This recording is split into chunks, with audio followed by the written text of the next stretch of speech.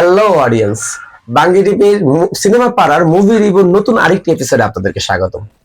আজকে মূলত আমরা এইবারের কাঙ্ক্ষিত ঈদুল ফিতরের একটি আসন্ন মুভি নিয়ে রিভিউ করব। মুভিটির নাম মেগা স্টার সাকিব খানের দ্য প্রিন্স।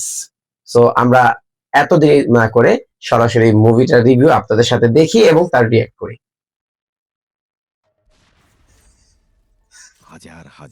ওকে, স্টার্টিং দেখাচ্ছে একটা শহর,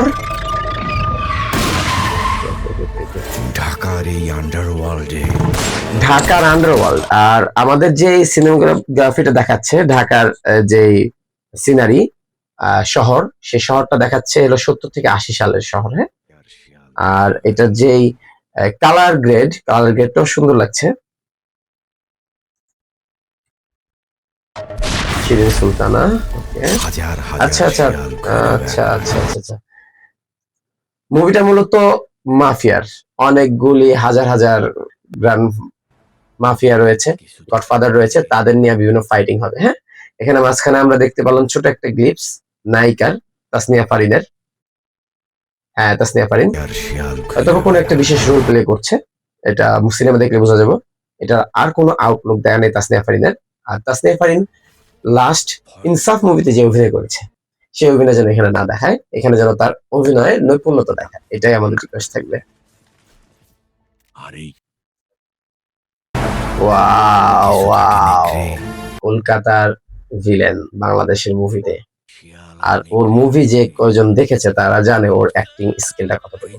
এই ভিলেন অন্যরকম একটা কেমিস্ট্রি তৈরি করবে আমাদের মেগা স্টার সাকিব খানের সাথে। ও ভয়ঙ্কর, প্রচুর ভয়ঙ্কর। ঠিক আছে, বড় স্কেল, পুরো বড় স্কেল, পুরো স্কেলটাই বড়, ফাইটিংটা বিশাল বিশাল হতে যাচ্ছে।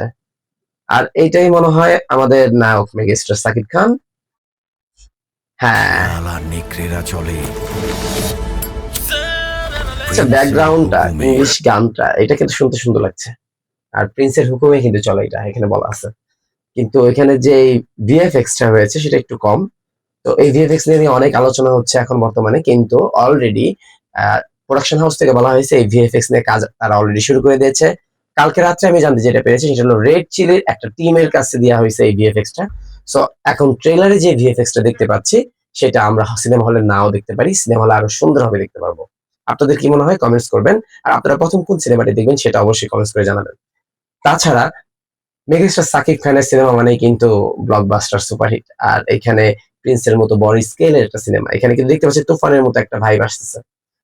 তার যে আউটলুক, তার যে গেট আপ, সেটা কিন্তু অনেকটা তুফানের মতো, কিন্তু এখানে চোখটা অনেক বড়। হ্যাঁ, আরো কিছু লোক আছে কিনা জানি না, আমরা দেখলে বুঝতে পারবো। আর সিনেমাটা নিয়ে কিন্তু অনেক সমস্যা হয়েছিল, লাস্ট 4 দিন আগে খবর পাওয়া গেছিল মাত্র 20% কাজ এখনো বাকি। সেটা তড়িঘড়ি করে করছে কিনা, কে না কি করছে সেটা আমরা দেখতে পারবো সিনেমা হলে মুভিটা দেখলে। আশা করি সব সমস্যা দূর করে ফেলবে, কারণ মেগাস্টার সাকিব খানের মুভি, টাকা অনেক ইনভেস্ট হয়েছে, সেখান থেকে ভালো রিটার্নও পাইতে চায়। যতটুকু শুনেছি অলরেডি 20 কোটি খরচ হয়ে গেছে। আর এখন যদি আবার রেড চিলিকে ভিএফএক্স এর কাজ দেওয়া হয় সেখানে আরো খরচ হবে। ও এই যে ভিএফএক্সটা আসলে দুর্বল, খুবই দুর্বল, এটা নিয়ে সবাই আলোচনা করেছে। এত হাস্যকর যে মানে ব্লাড বের হচ্ছে, এটা আমরা লাস্ট সিনেমা কতগুলিতে দেখিনি। এর চেয়ে ভালো, হাজার গুণ ভালো ভিএফএক্স ছিল বরবাদে, তাণ্ডবে।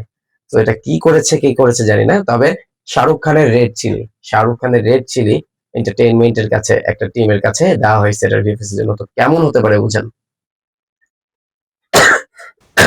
Wow, mega star Shakib Khan title. Wow, এখানে আরেকটা লোক দেখা যাচ্ছে। সো এই দুইটা লোক কি এক সাকিব খান হবে নাকি ডুপ্লিকেট সাকিব খান হবে, এটাও কিন্তু এখনো সাসপেন্স।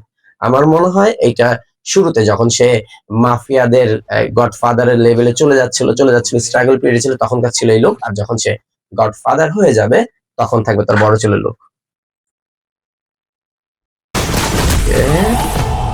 না, লার্জ স্কেল।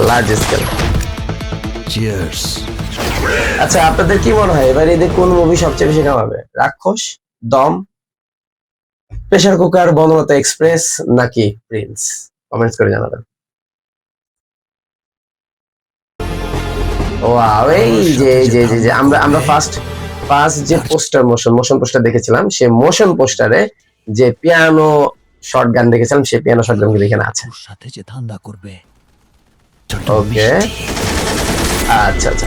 এখানে কিন্তু এটা নিয়ে অনেকে অনেক কথা বলেছে, হ্যাঁ, যে এখানে মেশিন গানের এখানে কোনো মেশিন বুলেট পাস হওয়ার কোনো স্পেস নাই। ভিএফএক্স টা এখানে এত দুর্বল করেছে, এটাও মনে কারেকশন করবে রেড চিলির হাতে যেহেতু গিয়েছে। আর এখানে সুন্দর একটা লাইন বলেছে, লাইনটা আবার শুনি। আচ্ছা, তার জন্য মিষ্টি,